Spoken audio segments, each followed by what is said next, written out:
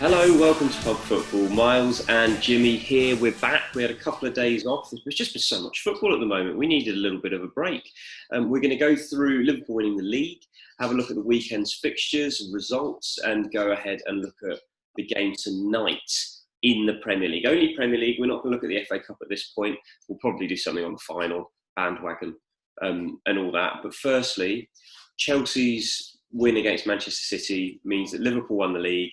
This is a Liverpool side that on Pub Football for the first 6 months of the season, Jimmy, you were saying they're going to have a wobble. It's going to come. Yes. It happened against Watford, but it was a one-off game, and Liverpool deserve the title this season. And I know until it's mathematically proven, they don't deserve it necessarily, but it has been mathematically proven, and they have been fantastic this season. And well done. Yeah, agreed, mate.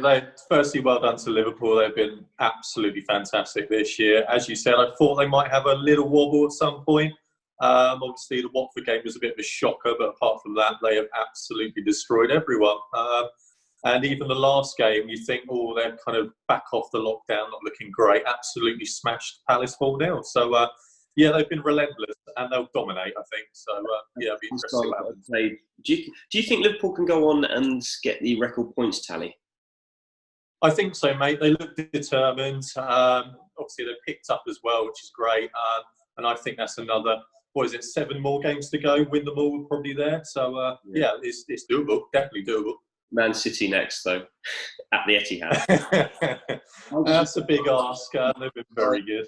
I wanted that to be the decider. Just carry on.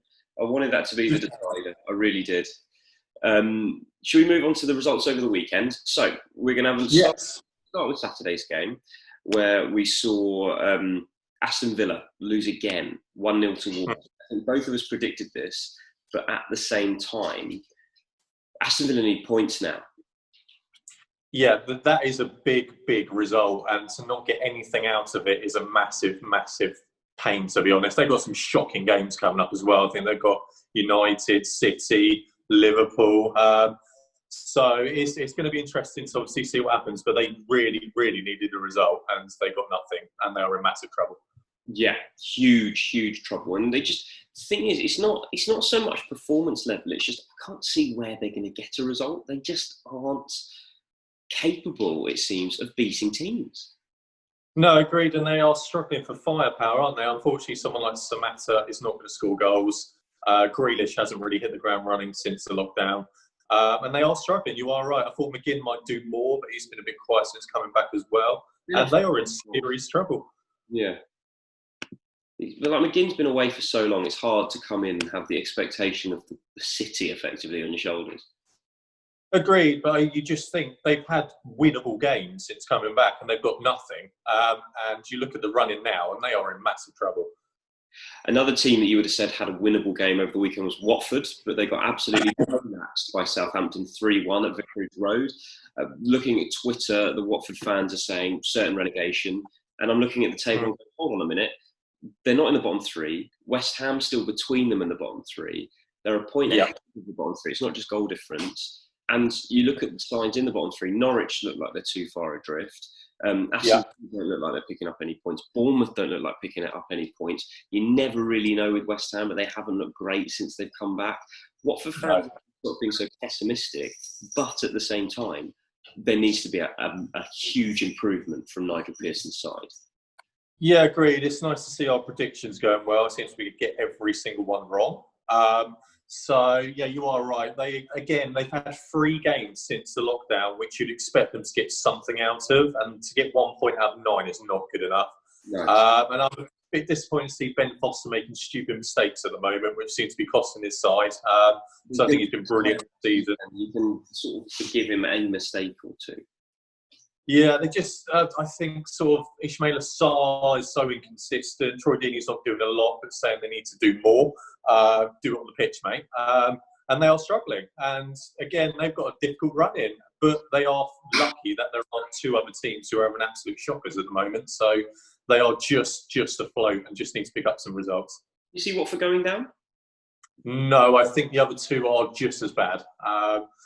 But I don't know. It's going to be so tight. I think Bournemouth are going to go. It'll be that last place between Watford, Villa, maybe West Ham. But yeah, it'll be interesting to see. I know it sounds weird, but with looking at the Premier League table, Norwich are 6 points adrift of West Ham, but they play the best football, and potentially they just need a little bit of a run. They could be the most likely to stay up, even though they are getting no results anywhere. They just look like the team that caused the most problems. Well, they've got Arsenal next, mate, so they'll be 3 points behind everyone else. So, yeah, you are right. They are the best and most attractive side in terms of how they play, and they've got nothing. And it only takes 2 games for it to all swing around again. You go, my God, it's getting a bit tight down there. So, yeah, it'll be interesting. Right, moving on to tonight's game, 8 o'clock, Crystal Palace hosting Burnley. Now, interesting, because Crystal Palace, firstly, the first week back, we thought they were the best team of Project Restart. Then they get pumped by Liverpool. Burnley got pumped by Manchester City, and then they scraped a win against Watford. Now, like we've just been saying, you can't really read too much about scraping a win against Watford at the moment because they haven't been very good. Yeah. But these are 2 teams that, all things considered, generally, in a normal scenario, probably you'd be a dull game. They'll cancel each other out, a goal either way at most. But I don't really know how to predict it today. Well, I'm going to say that exact word, dull game. It's going to be terrible. It's going to finish 0-0. I expect nothing from this game. I think it's going to be awful. Both teams don't like taking the initiative. It's going to be tight. It's going to be dull. If Zaha's out injured, then Palace are going to struggle. 0-0, mate. I think there's going to be a couple of goals in it. I've just got a feeling.